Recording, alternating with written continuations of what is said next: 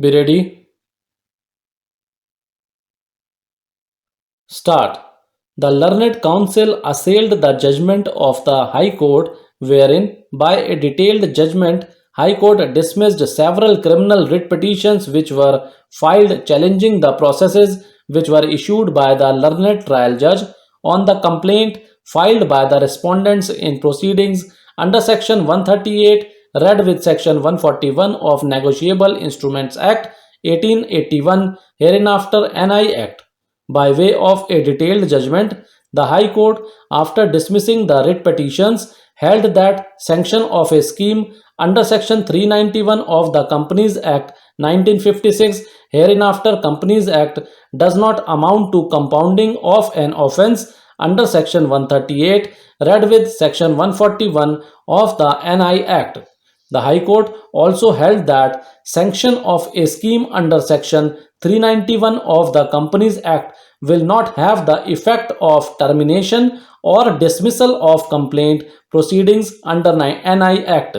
However, the learned judge made it clear that the judgment of the High Court will not prevent the petitioners from filing separate application invoking the provisions of Section 482 Criminal Procedure Code if they are so advised.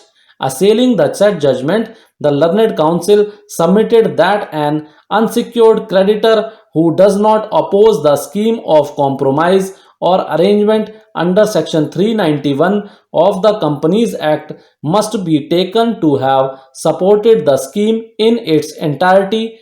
Once such a scheme is sanctioned by the High Court, even a dissenting creditor cannot file a criminal complaint under Section 138 of the NI Act for enforcement of a pre-compromise debt. Nor can such a creditor oppose the compounding of criminal complaint which was filed under Section 138 of the NI Act in respect of pre-compromise debt. The material facts of the case are that the appellant company on or about 12th May 2005 came out with a scheme by which it was agreed that the appellant company should be revived and thereafter payments will be made to the creditors.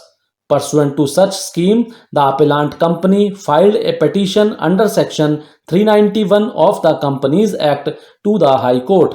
The whole scheme was placed before the High Court, and according to the appellant's first order of the scheme came to be passed by the Honorable High Court by its order dated 5th May 2005 in Company Petition number 92 of 2005.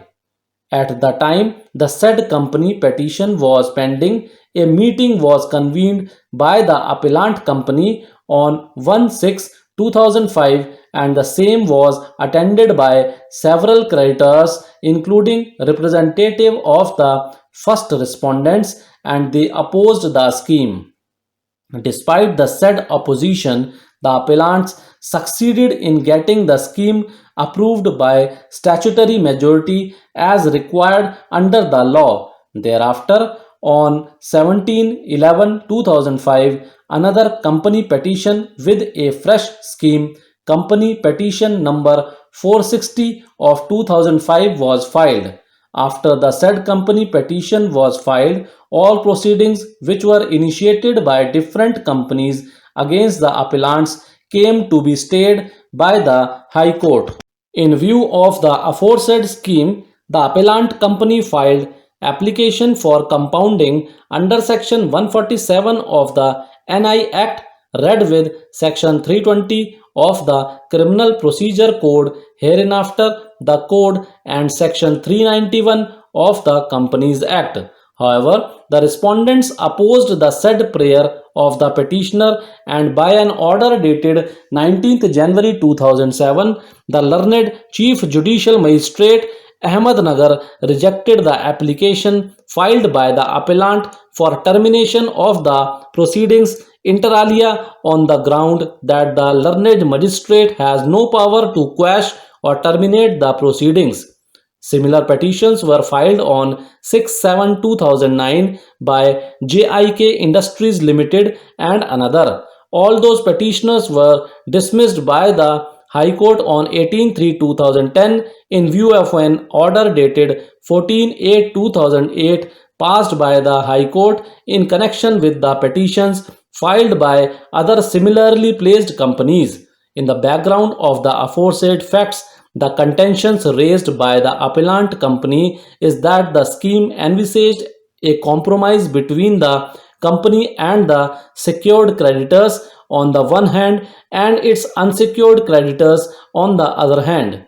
Such a scheme was framed pursuant to the order of the Company Court dated 5th May 2005, which directed meeting of the different classes of creditors for consideration of the scheme.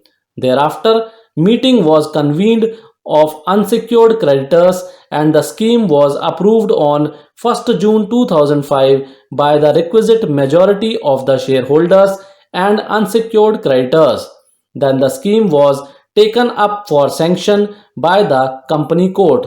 The court considered the objections of some of the unsecured creditors and workmen, but ultimately, by its judgment dated 17th November 2005, approved the scheme with a few minor modifications. It was also urged that some of the secured and unsecured creditors have taken advantage of the scheme and did not challenge the scheme.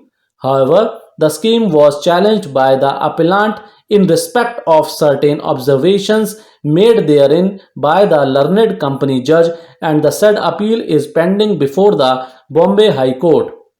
The learned counsel for the appellant argued that the effect of a scheme of compromise between the company and its creditors under section 391 of the Companies Act is binding upon all class of creditors whether they are assenting or dissenting. Thank you.